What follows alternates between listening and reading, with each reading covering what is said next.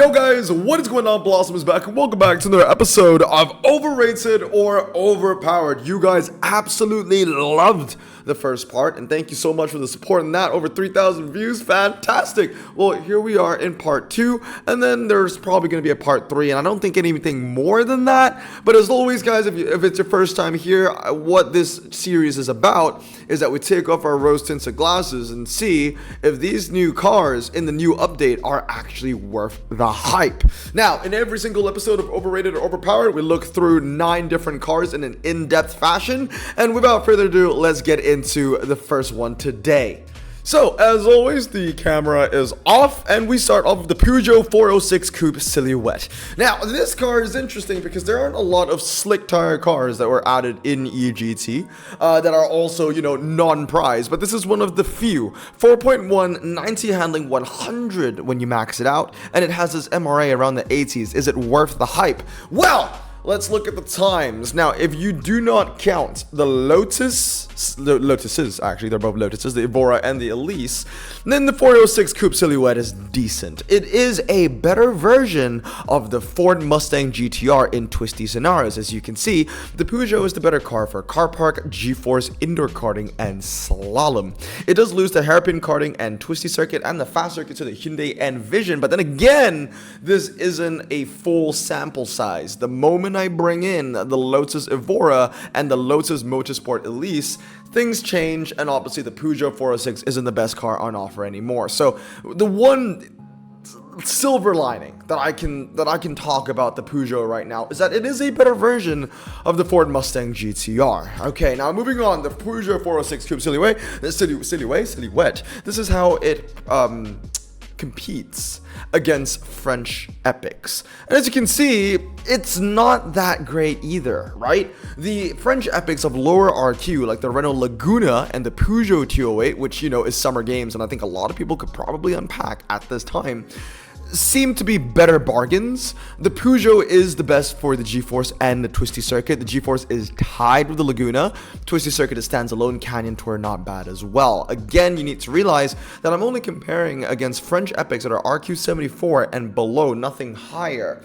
So I do think that, it is a little, I wouldn't say embarrassing, but I would have expected better from the Coupe Silhouette. I did not expect the Peugeot 208 T16R5 to be better, also 3RQ cheaper. Now, moving on to another niche, and one thing I've added onto this series is I've added the niche down in the bottom right corner of every single comparison that I do. So you guys know what's the thought process going like, right?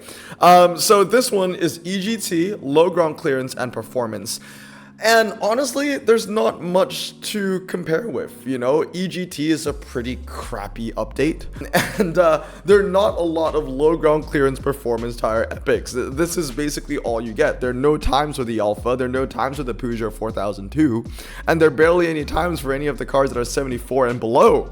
So the main comparison is between this Audi RS4, which we will see later in the video, the Peugeot, the Audi, and the McLaren. Now, I guess in this sense, the Peugeot is hitting above its weight. It's able to beat the McLaren 540C and the G-force, the slalom, and the tie in the car park. With a 5 RQ difference separating these two cars, that's a pretty decent showing from the Peugeot, okay? Or it could be a weak showing from the McLaren. We'll talk about the McLaren because that's also going to be in today's video as well, because that was a highly requested car.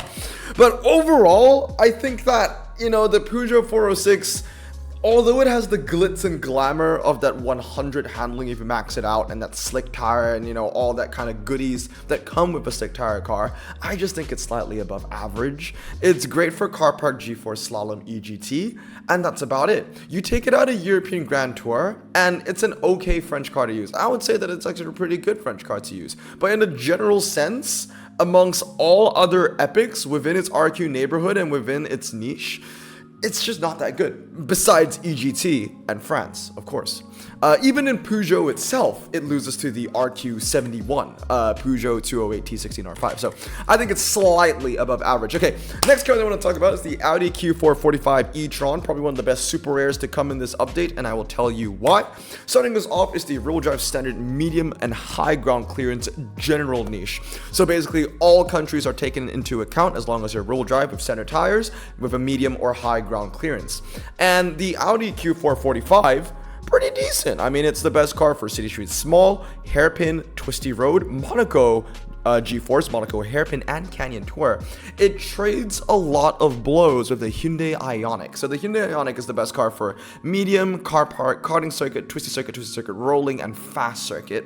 But I would say that these two are the front runners within the niche. Shout out to the RQ47, BMW 320D for being the best in G-Force and slalom within the comparison. And then you have all these other 49s, which are kind of just useless. The Chrysler 300S ties on city streets small, and that's about it. Moving on to the next niche, this is German standard rear-wheel drive, front-wheel drive, medium and high ground clearance, and the Audi Q4 remains a very good car.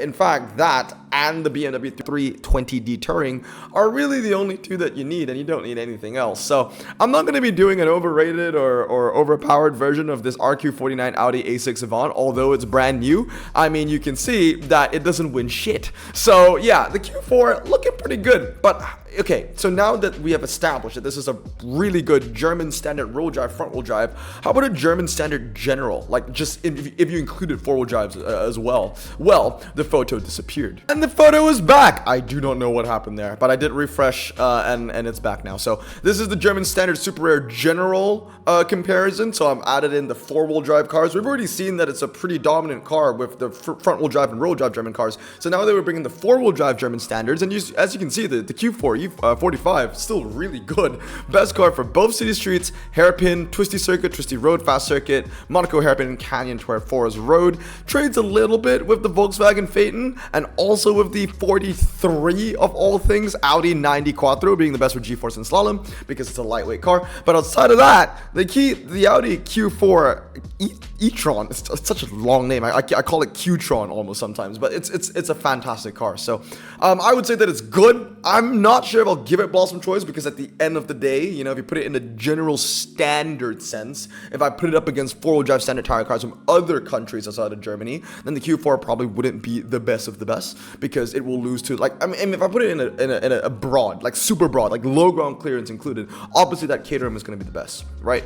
But the Audi Q4 45 e-tron, when you put it within its niches, it'll be really good. German standard cities, twisty roads, circuits, EGT standard, German standard, it's a great car to use. So I would say that it is definitely a good car to collect. Now, next one is the Peugeot Asphalte.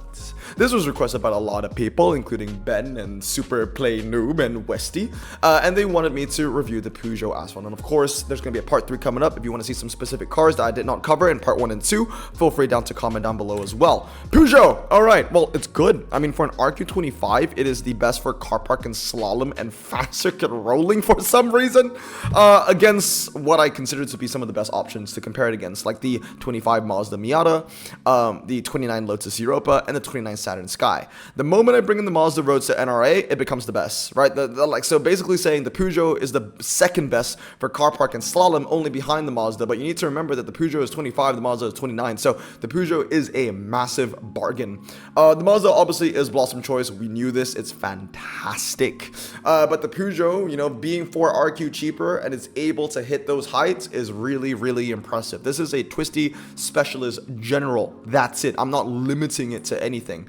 If we limit it though just to French performance, you can see that it's still the best for car park, G-force, and slalom. I'm also including this against French uncommon low ground clearance and medium ground clearance that you see up top as well. Some pretty good stuff from this 29 Peugeot 106 being the best for hairpin, indoor karting, and twisty road. This one is not even whatchamacallit, I'm pretty sure it's French Renaissance. Like it's an old car, so it's nice to see an old car still withstand the test of time, right? So overall, I would say that the Peugeot Asphalte is fantastic. It's an uncommon car park slalom twisty specialist. It's a French super twisty specialist. Within the comparisons, it's a fantastic car. So definitely, I would say maybe just shy of Blossom Choice. If there is space to put it in, I would consider, like I would put it in. But yeah, it's a fantastic car to own.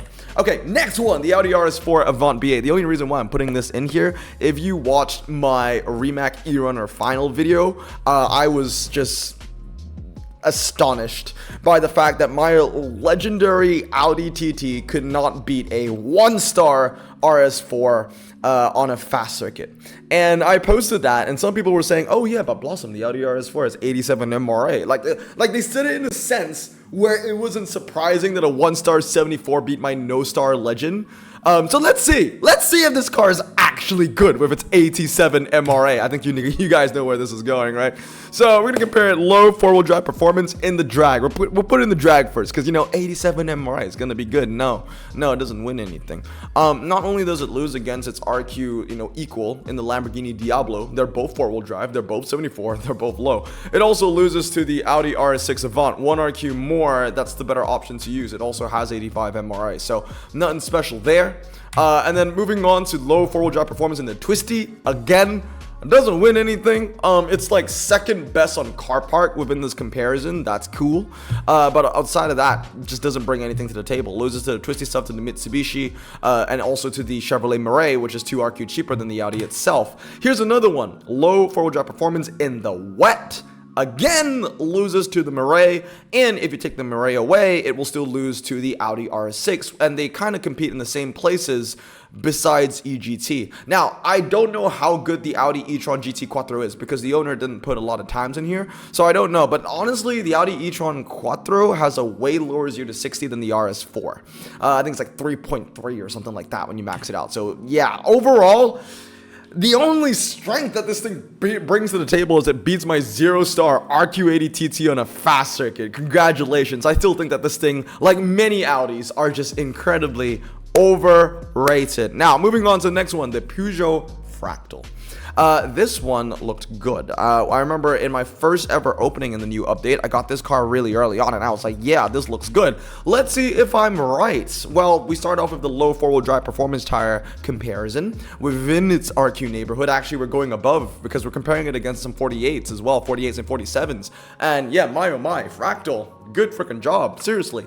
Best for hairpin, indoor karting circuit, slalom, twisty circuit, twisty road, and Laguna Seca. Like, that is very impressive compared to some 48s, 47s, and 46s. And then when you compare it up against some French cars, now this one, I'm just comparing it against low ground clearance performance tire French cars. So most of these cars are like front wheel drive or rear wheel drive, so some people might say it's not fair to compare the Fractal, and I understand that, but I did want to see if it was able to make some surprise wins. It didn't. The C2R2 is still the best. But when it's French standard, including French four-wheel drive performance, it is a great French option for the wet for super rare conditions, because it beats four-wheel drive standard French cars as well as four-wheel drive performance French cars. Four-wheel drive standard like the Citroen Hypnus, and then front-wheel drive standard like the Peugeot 508, for example. Like, the Fractal is still the best for G-force, slalom, twisty circuit rolling, twisty road, fast circuit. I mean, you can see it's really quite dominant, only losing to hairpin and karting circuit to the Citroen Ollie, and the car park to the Hypnos. So honestly, if you need to use a French super rare in the rain, for most conditions, the Fractal might be the way to go. So I think that this is a fantastic car to use. It's four-wheel drive. It's a great four-wheel drive, low ground clearance performance tire car under RQ49 to use in twisty scenarios, and a great French super rare wet car to use in wet scenarios. So it's even capable of beating some French standard tire cars, which aren't the best of standard tires anyway, but I digress. Fractal brings you value. Now, moving on. A lot of people wanted this, the McLaren 540C. I think a lot of people were really hyped about this car because it is like the best epic EGT car that you can unpack, right? The best epic performance EGT car that you can unpack. And I understand why. It's got good MRA, a low 0 to 60, handles honestly a little under average for a 79 these days. Let's see if it's good. Well, we're off to a pretty bad start, because when I was comparing it up against some epic all-round rear-wheel drive low ground clearance cars, I was encountered with this. Before I even added the times for the Stingray and the Porsche GT3 and the Rezvani and the Saleen, the McLaren was already losing to the BMW M4 GTS RQ78. On top of that, the McLaren also loses on the car park to the RQ78 R8 rear-wheel drive. So I was like, oh, that's not a good start. But at least the McLaren is still best for hairpin and twisty circuit, fast circuit, right? In a general comparison, it's not that good. Please, like, let me know if I'm forgetting a comparison over here, but I feel like in a general comparison, it does miss the mark. It is not going to be that Blossom Choice epic that some people expected it to be. It does lose to the Porsche 911 from World Expo, and also in the drags, it loses to the Rezvani.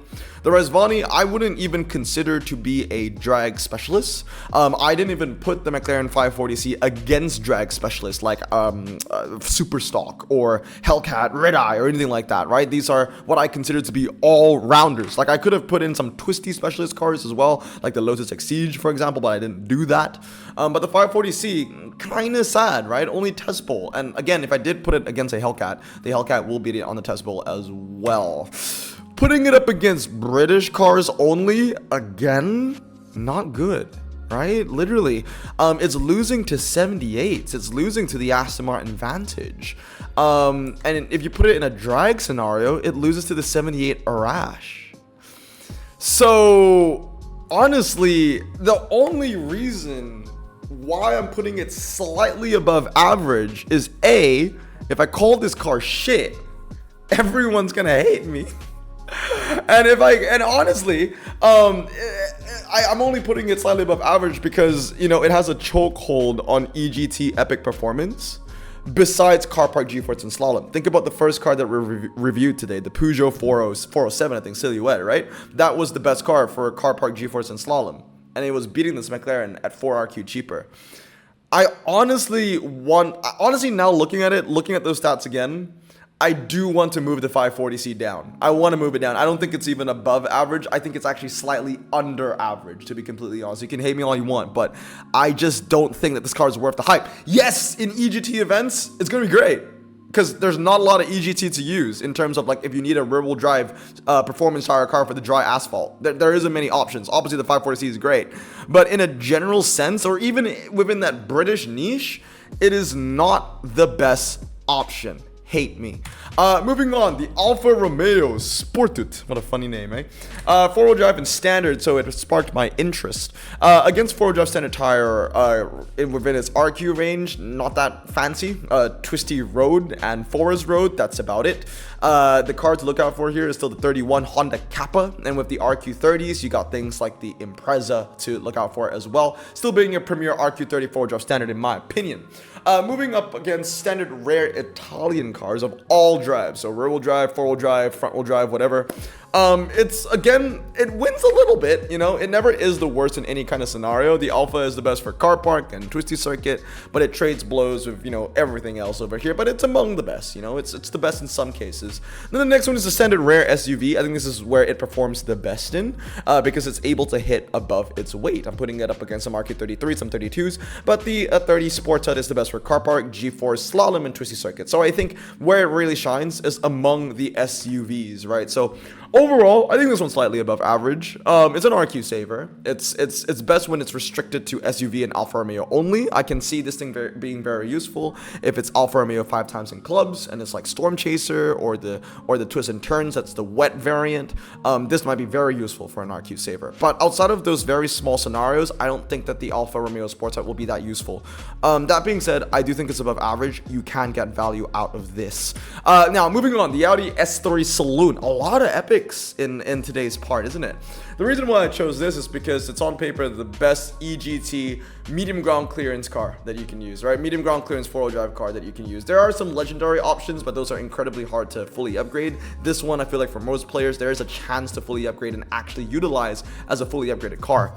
Against German four-wheel drive medium performance tire cars, it's like it's the best for car park, and that's about it. It loses on the city streets to both the BMW i4 M50 as well as the Porsche Taycan. But if you take those two cars away, it will still lose to the medium, to the Golf R, as well as the small to the Audi S6, right? So even if you took the 279s away, it will still lose to some other German cars on where you would expect the Audi S3 Saloon to win the most. It ties on car park with the Volkswagen, sure. But I think a lot of us can agree that the Volkswagen Golf R is the better option compared to the Audi S3 Saloon, especially if you're just comparing by 78s alone. If you take away the 79s, the Volkswagen, in my opinion, is the better option. And I hate Volkswagen, and I can't believe I'm saying that. Now, next up, I'm comparing this to Saloon four-wheel drive performance medium ground clearance cars. And again, the 77 Mitsubishi Lancer is the best option to use over here for almost everything. And then the Audi S5 Sportback. Now, I genuinely think that the time for the slalom on the S5 Sportback is wrong. I cannot believe that it's 28 seconds. The fact that it's beating the Mitsubishi Lancer by over 30, no, I can't believe that. I genuinely cannot believe that. I think that's the wrong time. I seriously think that's the wrong time. So take this with a grain of salt. I think this is false. I think everything else I could probably believe. And then one more is against Audi four-wheel drive medium ground clearance cars. Okay, fine. Yeah, in this comparison, then the Audi S3 Saloon is like the best, right? City streets, medium, car park, G-force, hairpin, indoor karting circuit, twisty road. I'm comparing it up against everything that's medium ground clearance Audi and four-wheel drive, not just EGT, just everything in general. So you've got some World Expo stuff, I don't know, Enter the Black Forest stuff, and some World Expo stuff like that. Again, still doesn't win City Street Small, but it wins the other stuff. So overall, I don't think this thing is good. Like, it's not Cadillac Blackwing good. When the Cadillac Blackwing came into the game, not only did it change the game for Cadillac, it changed the game for American cars that are city streets, that are medium ground clearance, and also changed the game for American cars that are saloons, or even just saloons in general, right? But the Audi S3 Saloon doesn't really... It's not that much of a game changer. I just think it's average. It's gonna be fantastic in EGT events, I would say.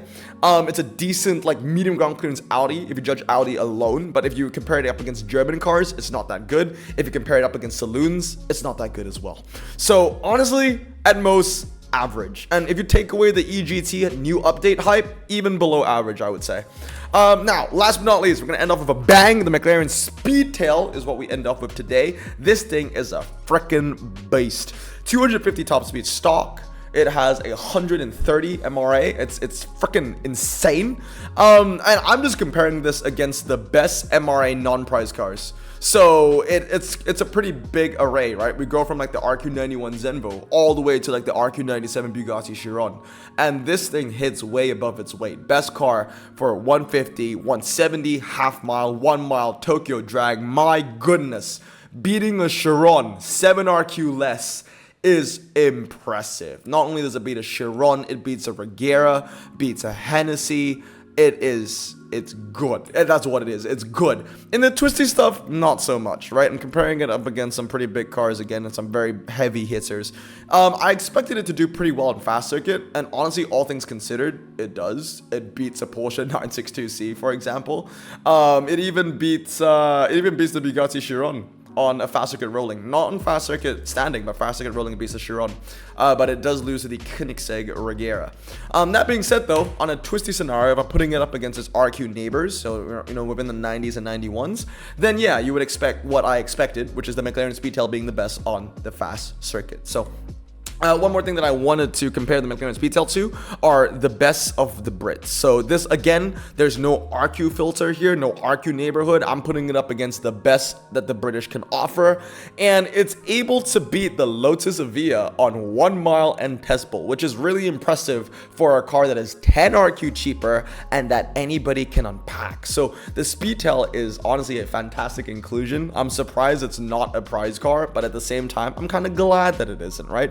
It's also capable of beating things like the Radical RXC, the Ultima RS, the McLaren P1 GTR. It's just a fantastic machine. When you get this thing on the longer drives, the long range, like half mile and longer, this thing is absolutely ridiculous. It is a bullet, and it leaves no survivors. So, McLaren Speedtail, in my opinion, we ended off with a bang. It's a blossom choice. It is fantastic. But anyway, guys, that is part 2 of overrated or overpowered. Let me know down in the comments below what cars you want to see for part 3. Anyway, I hope you guys have a great day. Remember to stay safe, wash your hands, and blossom out. Peace.